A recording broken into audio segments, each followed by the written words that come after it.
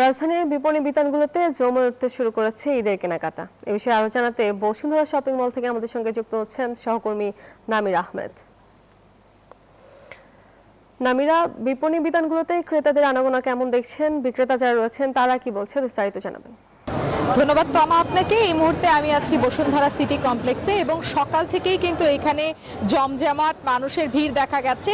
ঠিক 10 রোজার পর থেকে এমন ভিড় দেখা যাচ্ছে।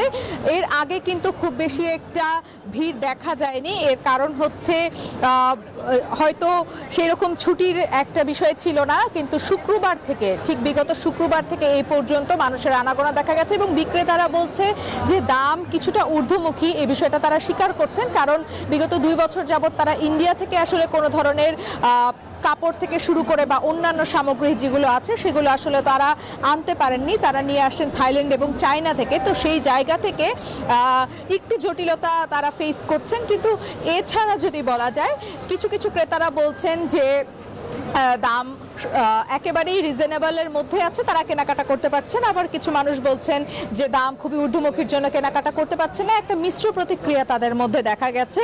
এই মিশ্র প্রতিক্রিয়াটার জন্যই আসলে এক একজনের এক এক রকম হচ্ছে কেনাকাটার বিষয় নিয়ে তারা বলছেন। তবে শেষ মুহূর্তে সবার আশা কিন্তু একটাই, সকলের সঙ্গে আসলে ঈদ উদযাপন করা।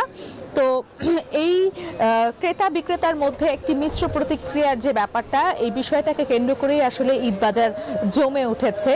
তো এই ছিল বসুন্ধরা সিটি কমপ্লেক্স থেকে ক্রেতা বিক্রেতাদের যেই মনোভাব, সেটা আসলে আমি আপনাদেরকে জানালাম। তারা যে বিষয়টি আমাদেরকে বলেছেন। নামিরা, ধন্যবাদ আপনাকে। বিকাশ পেমেন্টে 10,000 টাকার বেশি অফার। শপিং চলছে তো।